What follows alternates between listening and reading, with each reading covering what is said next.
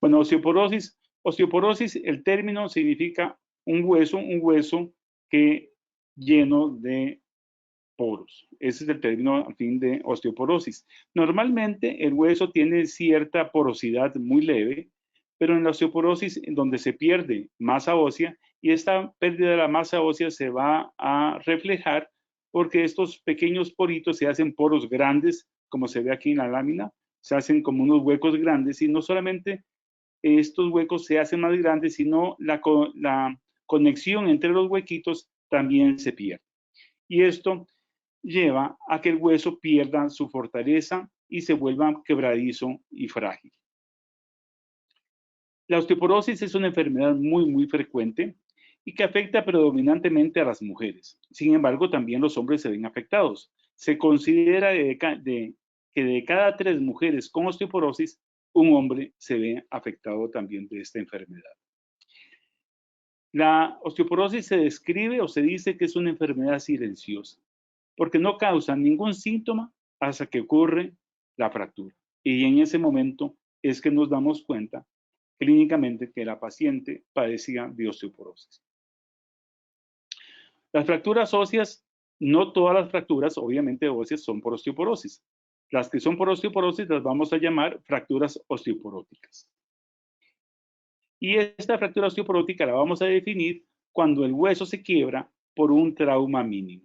Eso quiere decir que por un evento que realmente nunca debería causar una fractura, a esta persona sí se lo causó. Por ejemplo, podría ser un trauma no significativo. Hay casos en que las personas están tosiendo después de una tos fuerte, que presentan un dolor y es porque se fracturaron una vértebra, o por un estornudo, al alzar un objeto. Por ejemplo, al tender la cama, también es frecuente que los pacientes refieran que tienen un dolor intenso en la región lumbar. Y lo que es más frecuente y lo que es más conocido es que cuando una persona se cae de su propia altura, o sea, no está subido sobre nada, simplemente se cae sobre su propia altura y ahí se fractura. Esto es algo de que obviamente es muy dependiente de la edad. Recuerdo hace un tiempo de que mi hijo, que ya tiene más de 20 años, recordaba que hace unos años mi tía, que en paz descanse, ya tendría 80 años mi tía, se había caído. Entonces estábamos todos muy alarmados porque se había caído y se había fracturado. Y él, que era un niño en ese entonces, no entendía cuál era la gran cosa que se hubiera caído una persona. Él se pasaba cayendo y no pasaba nada. Obviamente un niño se cae y no pasa nada. Un adulto mayor se cae y muy probablemente se fractura. Entonces, las fracturas osteoporóticas, las más características, las que casi todos conocemos, la más corriente es la fractura de Colles, que esa es la fractura de la muñeca, cuando la persona cae y apoya las manos para defenderse, y ahí se fractura la muñeca. Las fracturas vertebrales, que como mencionaba es la fractura de un cuerpo vertebral, y la más llamativa es la fractura de cadera, que es, como mencioné, generalmente cuando la persona se cae. Pero también otros huesos pueden verse fracturados, como pueden fracturarse las costillas con un trauma mínimo. Incluso pacientes muy osteoporóticas, a veces con un abrazo se pueden fracturar las costillas.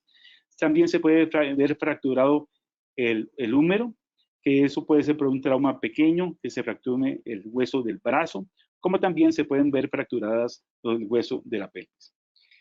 Sin embargo, hay otras fracturas que nunca vamos a considerar osteoporóticas, como son las fracturas del cráneo, o también las fracturas de los huesos cortos, como fracturas de las manos o de los huesos del pie. Lo cierto es que las fracturas osteoporóticas van a producir un franco deterioro de la calidad de vida. Y eso porque producen dolor, incapacidad funcional importante y una gran dependencia. Y tal vez no, lo más serio es que tienen una muchísimo mayor mortalidad. Una persona que se fractura tiene una mayor mortalidad de morir en los próximos años, como ya veremos. Y el otro aspecto de que una persona que ya se fracturó va a tener un mayor riesgo de que se vuelva a fracturar. Esta segunda fractura va a deteriorar aún más la calidad de vida y también conlleva a una mayor mortalidad. La fractura de cadera, que es la más impactante, quizá la más importante. Esta ocurre como un evento súbito a consecuencia de una caída. La persona se cae, presenta mucho dolor, una gran incapacidad, le cuesta mucho movilizarse, prácticamente no es posible que se ponga de pie. Tiene que ser trasladado al centro médico, donde va a ser hospitalizado y va a ser sometido a una cirugía mayor, que generalmente puede ser un traspaso de cadera, o si no, le van a poner una placa para tratar esta fractura.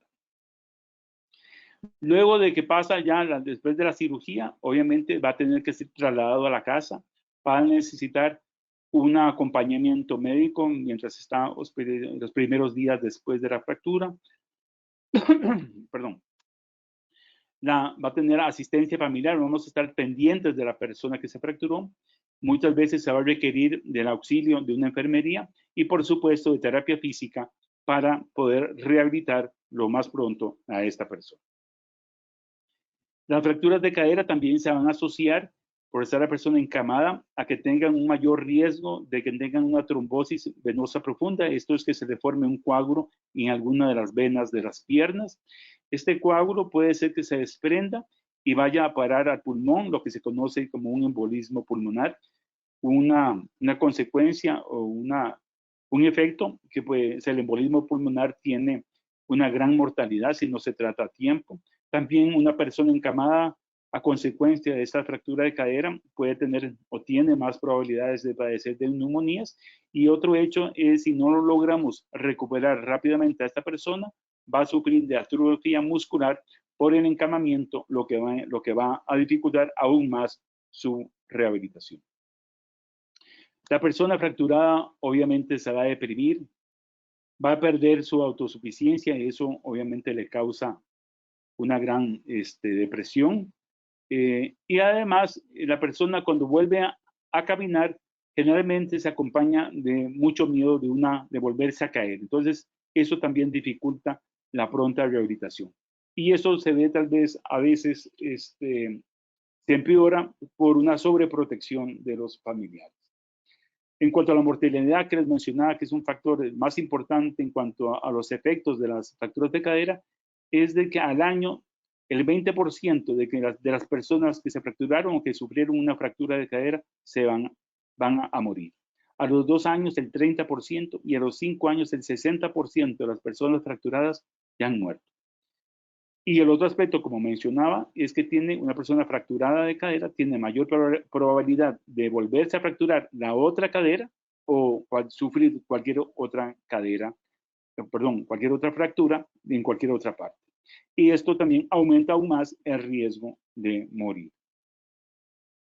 En cuanto a las fracturas vertebrales, esta es la más frecuente causadas por osteoporosis. Este es muy particular porque solamente el 15 al 30% presentan síntomas en el momento en que se produce la fractura. La gran mayoría de las personas no se percatan que sufrieron una fractura y no es hasta el tiempo en que podemos determinar que efectivamente sufrieron una fractura vertebral. Cuando es sintomática, cuando es este 15 a 30% de las personas que tienen síntomas, lo que va a hacer es que después de algún movimiento, aquí pongo ejemplos como lavarse los dientes, tender la cama, abrir la ventana, al toser, a veces al tropezarse, al dar un mal paso, presenta un dolor súbito en la región de la columna, ya sea en la región dorsal, en la región alta de la columna, o en la región más baja, en la región lumbar, un dolor súbito de gran intensidad. Este dolor tiene la característica de que duele mucho los cambios de posición. O sea, a la persona le va a costar mucho, va a tener mucho dolor en el momento que pasa de estar sentado a ponerse de pie o acostarse, y por ello generalmente pasa sentada. Entonces la persona pasa sentada y pasa y duerme sentada. Este gran dolor generalmente va a tener una duración entre 4 a 8 semanas y después ya empieza a disminuir la intensidad del dolor. Muchas veces estos pacientes con este dolor también muy característico, a veces no se les hace el diagnóstico correcto. Lo cierto es que ya sea que el paciente tenga fracturas sintomáticas o que tenga fracturas que no se hayan dado cuenta en el momento que ocurrieron, al pasar del tiempo van a notarse que se van haciendo más pequeñas, pierden estatura y empiezan a tomar esta postura de jorobada, se joroban y las pancitas se le vuelven como muy prominentes. Estas personas que tienen estas características tienen entre un 30 a 50% un dolor de espalda diario. Un dolor generalmente amanecen con poco dolor, pero conforme transcursa el día, empiezan a tener cada vez más mayor. Y existen ciertas actividades que tienen que ver con estar un poco doblado que aumentan y empeoran sus molestias en forma significativa. La presencia de una fractura vertebral tiene la gran importancia de que también es un factor pronóstico de tener una nueva fractura osteoporótica, ya sea de la cadera o de las vértebras. Y a mayor número de fracturas vertebrales, mayor es el riesgo de una nueva fractura. Y también mayor es el riesgo de morir por osteoporosis. Entonces, el objetivo nuestro sería, pues, primero, reconocer a aquellas personas con mayor probabilidad de desarrollar osteoporosis. Y así poder modificar algunos factores modificables y prevenir que se desarrolle la enfermedad. Un segundo objetivo sería disminuir el riesgo de desarrollar fracturas en aquellos pacientes que tienen osteoporosis. Y sobre todo identificar a las personas con osteoporosis antes de que desarrollen una primera fractura. Y por último, el tercer objetivo sería identificar a todos aquellos que ya sufrieron una fractura osteoporótica para implementar una serie de medidas para evitar que tengan una nueva fractura. Bueno, nosotros ahora lo que me voy a enfocar sobre todo son en los primeros dos objetivos, principalmente tal vez en el primero. Entonces, ¿quiénes son las personas con mayor probabilidad de tener osteoporosis? Entonces, se han reconocido que existen factores no modificables y factores modificables. Entre los factores modificables son aquellos que no podemos, obviamente, como lo dice la palabra, modificar. Entonces vamos a tener que las mujeres, como ya hemos mencionado, tienen una mayor probabilidad de padecer de osteoporosis. Y entre las mujeres, sobre todo aquellas posmenopáusicas. También tienen más riesgo de osteoporosis las mujeres de etnia blanca y las asiáticas. A mayor edad, conforme uno se hace más viejo, las mujeres se hacen mayores, van a tener mayor probabilidad de tener osteoporosis. Y el antecedente familiar de una fractura de cadera es un factor, un dato muy importante para considerar como una persona en alto riesgo de padecer de osteoporosis.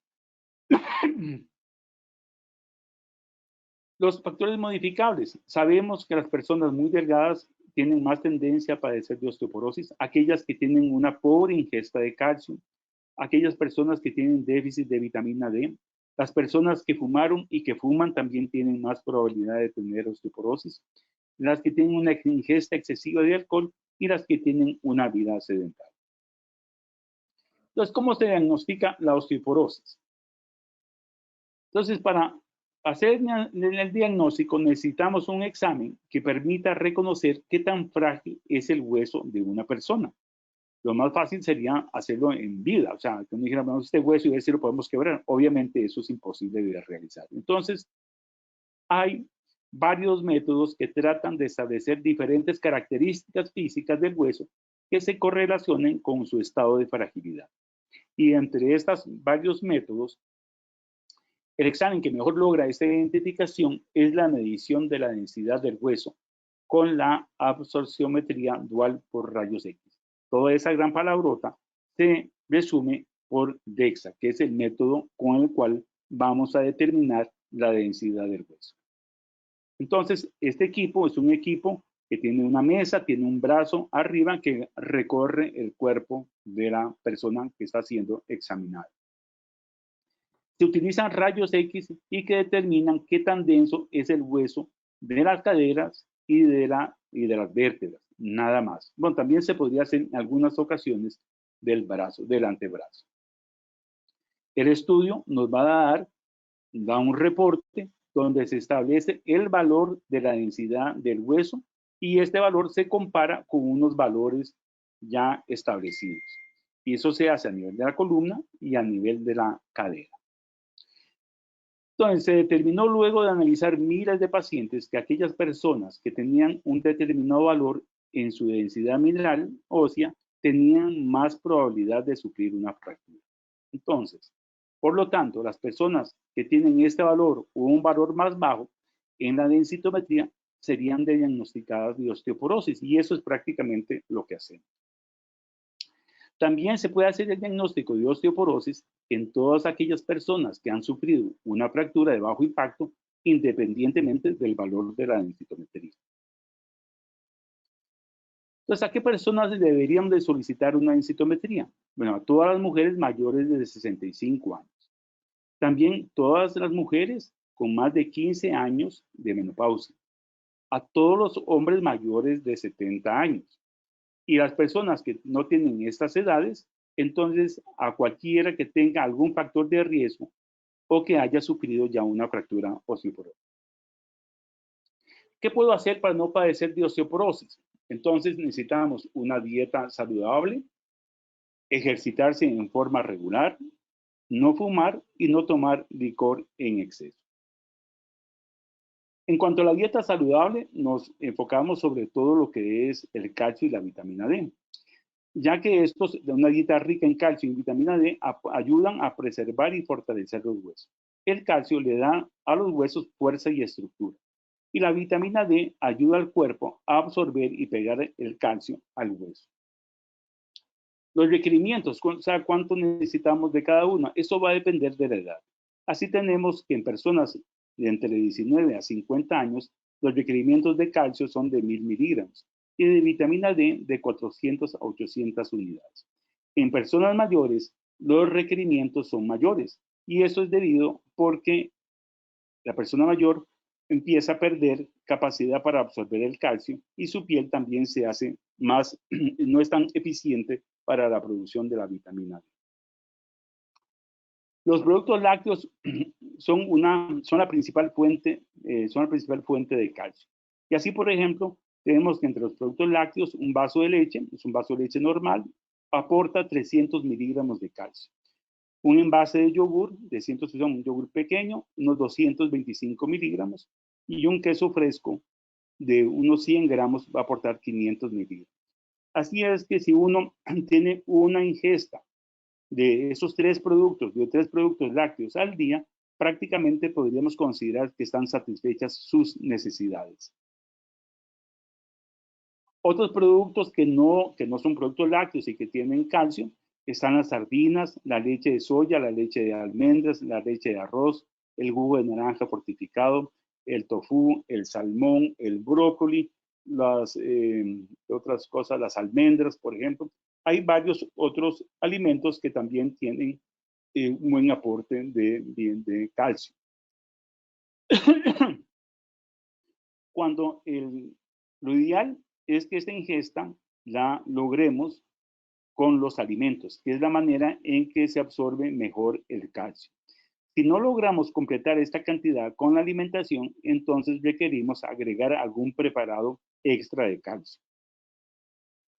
Y si vamos a agregar vamos a tomar pastillas de calcio, tenemos que seguir las siguientes recomendaciones para mejorar su absorción, ya que el calcio es un elemento que no se absorbe tan fácilmente. Entonces, para ello, requerimos que el estómago tenga acidez, por lo cual entonces se aconseja tomar esos medicamentos con los alimentos, preferiblemente con la última comida del día. Y la otra cosa es que no se debe tomar más de 600 miligramos en una sola toma. Entonces, lo ideal sería tomar los 600 miligramos o 500 miligramos en la noche con los alimentos, con la cena. En cuanto a la vitamina D, decíamos que ayuda al cuerpo a absorber el calcio del intestino y a pegarlo en el hueso. Para establecer eso, necesitamos determinar la vitamina D en sangre. Es un examen que se pide de laboratorio, que se pide, y se miden los niveles de vitamina D en sangre, los cuales tienen que oscilar entre 30 a 50 nanogramos por mililitro. La principal fuente de vitamina D es la luz solar. Sin embargo, actualmente muy pocas personas se asolean lo suficiente como para producir la cantidad suficiente de vitamina D. Claro, ustedes dirán, bueno, en la playa la gente se asolea, pero el punto es de que la gran mayoría de la gente que se asolea lo usa con un protector solar, lo que impide que se produzca la vitamina D. O también, si bien es cierto que hace mucho sol, generalmente andamos muy cubiertos, entonces el área que podría producir la vitamina D es muy pequeña y además esta área generalmente la cubrimos con algún protector solar. Las fuentes alimenticias de vitamina D son los pescados grasos como el salmón y el atún, y así existe una gran cantidad de alimentos fortificados de vitamina D. Por ejemplo, bueno, no alimentos fortificados, el aguacate es un producto que tiene bastante vitamina D. Lo cierto es que cuando uno hace los niveles de calcio y una persona tiene niveles bajos de vitamina D, no va a poder lograr tener niveles normales con solo la dieta. Va a requerir de alguna suplementación de vitamina D. Entonces, aquellas personas que tienen niveles bajos de vitamina D, tenemos que darles una dosis de carga para que alcancen los niveles deseados de normalidad. Y esas dosis de carga van a oscilar dependiendo de la dosis de los niveles encontrados. Entonces pueden oscilar entre 1000 unidades por día a 5000 unidades por día por un corto tiempo hasta que se normalicen sus niveles. Una vez alcanzados los niveles deseados, se continúa con una dosis de mantenimiento que, como habíamos dicho, es de 400 a 800 unidades en las personas menores de 50 años y de 800 a 1000 unidades en los mayores de 50 años. En cuanto al ejercicio, la actividad física es un componente clave en el tratamiento de la osteoporosis. En el adulto mayor, el ejercicio mantiene la masa ósea, mejora el equilibrio, la coordinación y la fuerza muscular, y por lo tanto se reducen el riesgo de caídas y por lo tanto de fracturas. Hay que tener claro que el ejercicio no significa que la persona tiene que salir a correr ahí kilómetros de kilómetros o ir al gimnasio en forma diaria a hacer ejercicios extenuantes, pero sí hay que hacer cierta cantidad de ejercicio. No todas las formas de entrenamiento con ejercicio son igualmente efectivas para provocar una respuesta positiva. Entonces tenemos que caminar con regularidad por placer, o sea, salir a caminar, o sea, a un paso lento, ir disfrutando ahí de la naturaleza, o algunas otras actividades aeróbicas como salir a nadar, como a chapotear, hacer un poco de ejercicio, o el ciclismo de recreación, tienen poco o ningún efecto en la prevención de la pérdida ósea relacionada con la edad. Los ejercicios que sí pueden producir esto son los ejercicios de soporte de peso. Son los ejercicios en que el cuerpo soporta su propio peso. Y lo mejor es hacer estos ejercicios durante unas 2,5 horas a la semana. Entonces sale el caminar, el bailar, por ejemplo, 30 minutos al día, por lo menos 5 días a la semana. Otro ejercicio que sale, que anoto aquí, es, por ejemplo, dar de 10 a 20 saltos en series de 3 a 5 días a la semana. En cuanto al caminar, se refiere a caminar enérgicamente, o sea, caminar con un paso que representaría caminar 5 kilómetros por hora. O sea, no es ir caminando y viendo, sino es caminar haciendo ejercicio, es un caminar enérgico. También a este caminar se puede coger chalecos que llevan peso para hacer el ejercicio un poco más fuerte. También suele ser caminar y subir gradas o subir cuestas, trotar a ratos, dar saltos. Y además de estos ejercicios de soporte de peso, se recomienda hacer ejercicios de resistencia progresiva.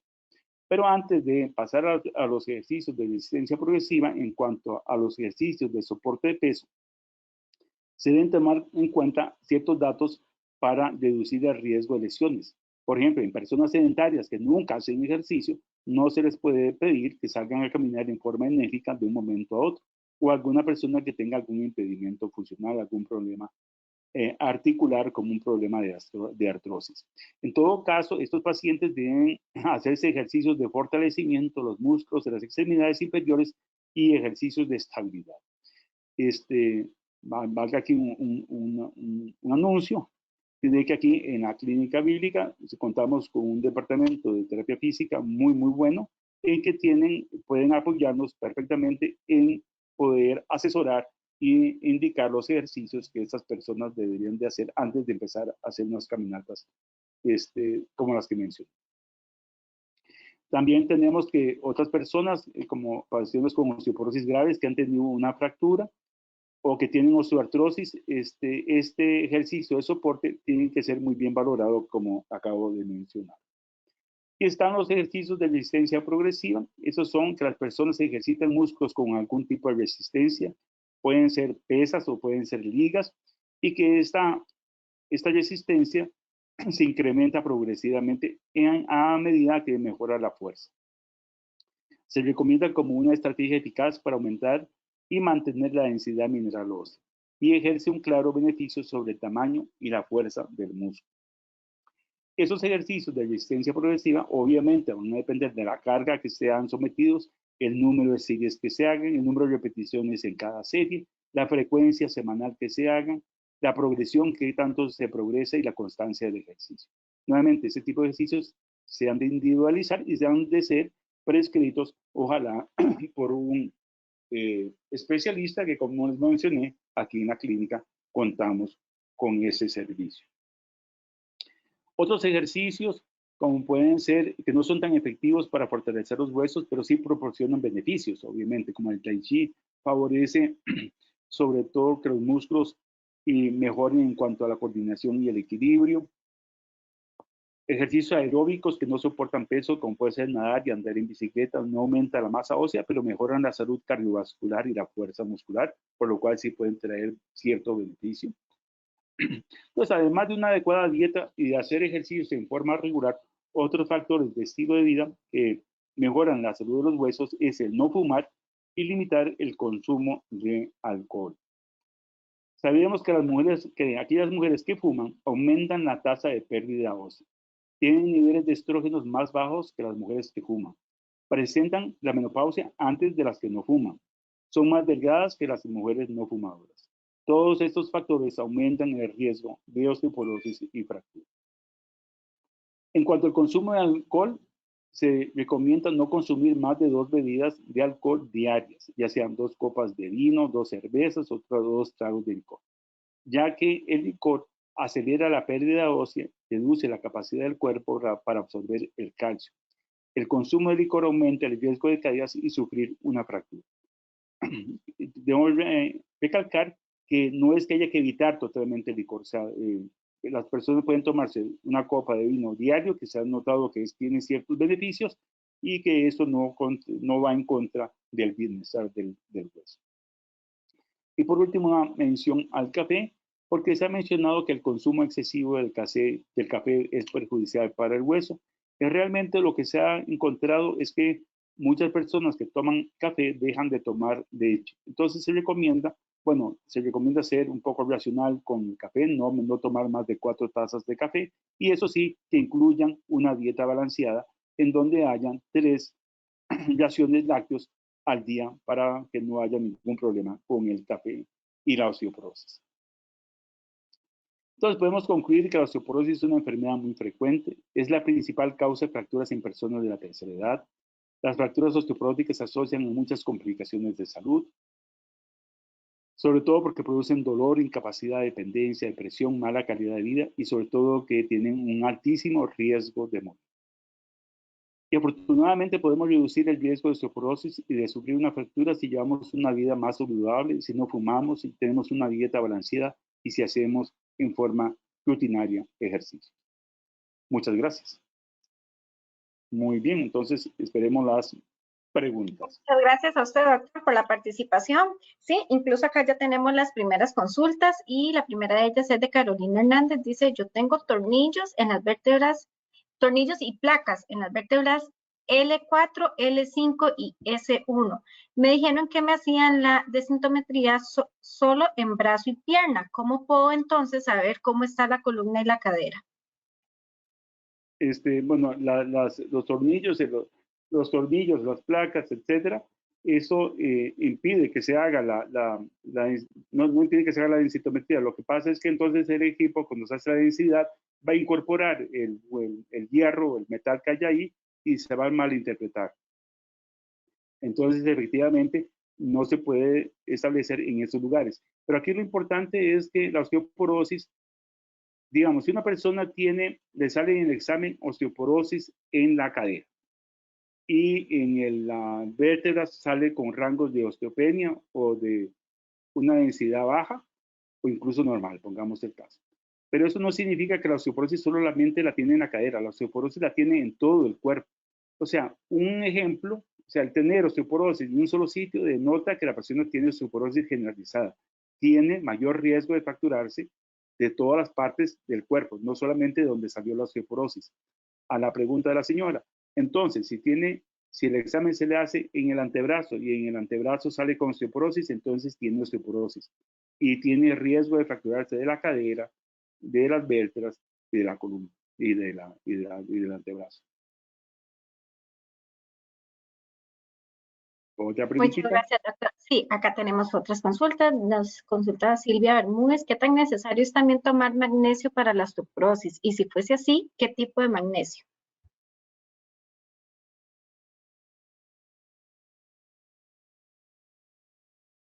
Doctor, no sé si me captó la pregunta.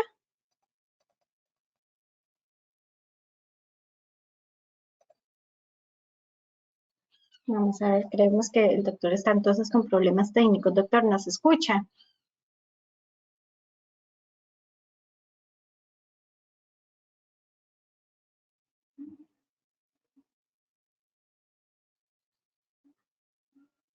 Doctor, probablemente pudo haber salido.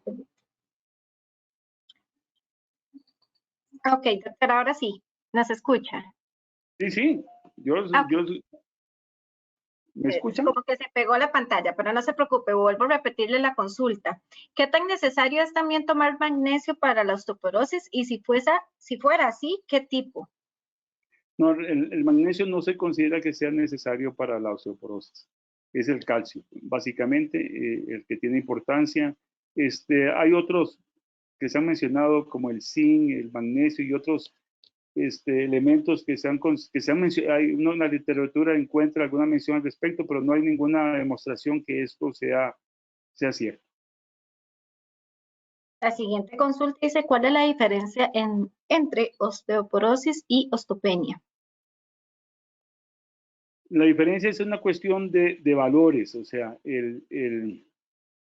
lo que hace la máquina da un valor y el valor lo relaciona lo compara con la densidad mineral ósea de una persona joven, de un grupo de personas jóvenes que sacaron el promedio, entonces comparan ese promedio de las personas jóvenes con el de la paciente. Entonces, si esa relación no es un porcentaje, son desviaciones estándar, si está más abajo de 2,5 desviaciones estándar, se considera una osteoporosis. Si la diferencia no es mayor de menos 2,5, entonces se considera osteopenia. Es una cuestión de valores, de los valores que da el equipo. En esto resulta que cuando se hace este estudio para determinar que ese valor es el que determina osteoporosis, es porque teniendo esos valores de menos 2,5, que esa osteoporosis tiene muchísimas más probabilidades de fracturarse. Eso no significa que una persona que tenga osteopenia no tenga probabilidad de fracturarse. Sí la tiene, pero en muchísimo menor grado que una persona con osteoporosis. No sé si se habrá contestado. Gracias, doctor. Acá nos consultan por qué la fractura de cadera aumenta la mortalidad, si se puede reducir este índice, si se reemplaza la cadera. Bueno, es que no solamente, lo primero que es una cirugía mayor, es una cirugía muy compleja, es una cirugía compleja. Las cirugías complejas generalmente se asocian a mayor mortalidad que las cirugías que una cirugía pequeña, pues sobre todo por el postoperatorio, o sea, la persona está encamada, como les decía, tiene más riesgo de tener infecciones, tiene mayor riesgo de tener una trombosis venosa profunda, a pesar de que se toman una serie de medidas para prevenir o disminuir ese riesgo de tener un embolismo pulmonar. Otro aspecto es de que las personas que sufren fracturas de cadera generalmente son personas mayores, generalmente 70, 75 años, 80 años, entonces tienen mayores comorbilidades, o sea, tienen más enfermedades asociadas. Puede ser que tengan ya problemas pulmonares, problemas cardíacos, y todo esto va asumándose a eso, al mayor riesgo. Pero el otro aspecto es que a pesar de que la persona se opere y se vuelva a la casa y qué sé yo, sigue manteniendo ese mayor riesgo de fractura. El por qué sucede eso realmente no se sabe, pero sí es un hallazgo que es claro, que la persona que se fractura tiene mayor riesgo. Deben haber algunos elementos que se liberan en el momento de la fractura que pueden estar favoreciendo a eso, y que no se resuelve con el simplemente hecho de operar a la persona. O sea, quedan factores ahí que hacen que la persona tenga mayor posibilidad de morir. Doctor, aquí nos consulta don Eliezer Calvo que a qué edad en los hombres es bueno hacerse un examen de osteoporosis y cuál. El examen de osteoporosis es la densitometría. La vitamina D debe hacerse, o sea, yo creo que es algo que se debería hacer, sobre todo porque como mencionaba, la fuente de uno asolearse no es usual que lo hagamos. O sea, no nos asoleamos la cantidad necesaria para que producir la suficiente cantidad de vitamina D. Entonces, en el varón se establece que prácticamente a partir de los 70 años. Hay otras agencias, otros grupos que dicen a partir de los 65 años. Y menores de esa edad, cualquier persona que tenga factores de riesgo. ¿Qué son factores de riesgo? Que sea tabaquista, que tome licor más de 3 tragos al día, que esté en tratamiento con algún medicamento, como por ejemplo con esteroides, que tenga algunas enfermedades que se asocian, como puede ser artritis reumatoide, que tenga antecedentes familiares de que se fracturó la mamá se fracturó. Pongo el ejemplo mío en particular, mi madre sufrió fractura de cadera, yo padezco de osteoporosis y tengo 62, cuando me dice el diagnóstico tengo 62 años. Entonces, creo que no está establecido claramente. En la mujer sí está muy bien establecido que a partir de los factores que dije, 65 años y más de 15 años de la menopausia. En el varón, como les decía, 70 años está claro, y antes, si hay algún factor de riesgo, sería importante hacerse el diagnóstico, hacerse una densitometría y niveles de vitamina. Gracias, doctor. Acá nos dicen que qué papel juegan los alendronatos.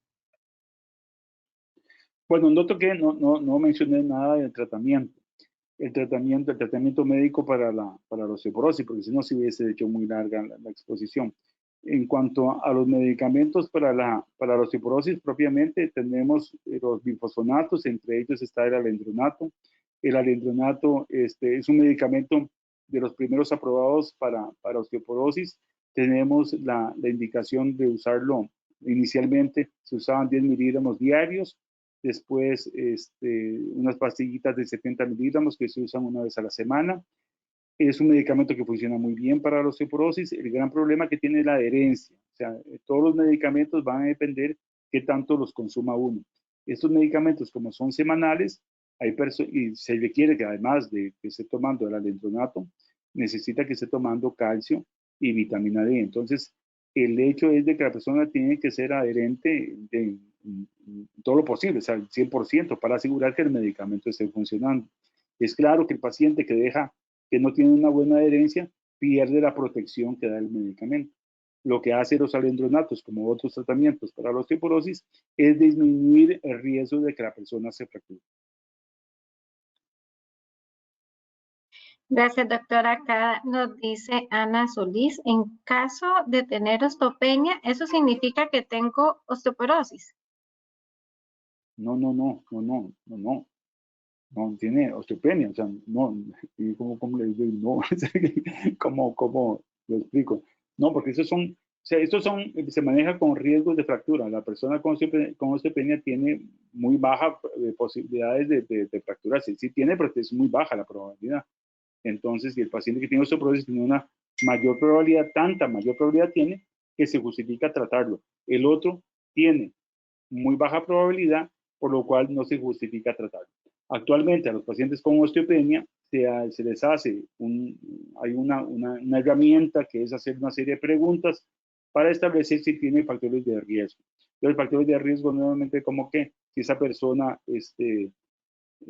fuma o fumó, si la persona toma licor, si está en tratamiento con esteroides, si es delgada, el peso que tiene, la etnia que tiene, la edad que tiene, otras cosas, creo que bueno, cuánto consume de calcio, qué niveles de vitamina D tiene. Entonces, todos esos factores uno los suma y se da cuenta si una persona que tiene osteopenia que tiene muchos otros factores de padecer, de tener mayor probabilidad de fracturarse, entonces se justificaría darle tratamiento. Doctora, acá nos dice Diana Barquero, soy una mujer blanca, tengo 51, me diagnosticaron osteopenia. ¿Cuál sería la recomendación, además de mejorar la alimentación y hacer ejercicios? ¿Debo de tomar suplementos? ¿Suplementos de qué será que se refiere? Bueno, No lo nuevamente, especifica acá. digamos, nuevamente habría que ver si tiene niveles de vitamina D normales. Si tiene niveles de vitamina D normales, quiere decir que lo que está haciendo ha logrado que mantener buenos niveles de vitamina D, entonces seguir haciendo lo que estaba haciendo y hacer el ejercicio que mencionamos y asegurarse que tenga una buena ingesta de calcio. O sea, aquí tal vez podemos tener problemas con las personas que son intolerantes a la lactosa, que no tienen el mismo consumo, pero tenemos productos como la leche esta de almendra que tiene un aporte suficiente de calcio y en todo caso, si hubiese mucho problema, también aquí en la clínica también hay nutricionistas que le pueden dar consejos para ver cuál sería la dieta óptima para que alcance estos 1000 o 1200 miligramos de calcio. Bueno, la pregunta, si tiene osteopenia y hace eso, eso es lo que podría hacer, eso es lo que tiene que hacer, o sea, dejar de fumar si es que fumaba, si está tomando mucho licor, dejar de tomar la cantidad que mencionábamos y tener una buena dieta de calcio y vitamina D y hacer ejercicio. Incluso, doctor, bueno, acá tenemos otro caso. Dice, tengo 62 años y padezco osteoporosis y mi mamá falleció posterior a una fractura de cadera. Yo tomo calcio, vitamina D y alendronato. Voy al gimnasio 3 veces por semana, realizo además pilates y acondicionamiento físico. ¿Qué otra cosa puedo hacer para evitar una fractura? Yo no creo que está haciendo lo que tiene que hacer. Está con tratamiento para la osteoporosis, está llevando una buena, tiene un buen aporte de calcio y vitamina D y está haciendo ejercicio. Y nada más que si fumara, que dejara de fumar, pero por lo demás está bien, o sea, está muy bien. Ese sería el tratamiento a seguir.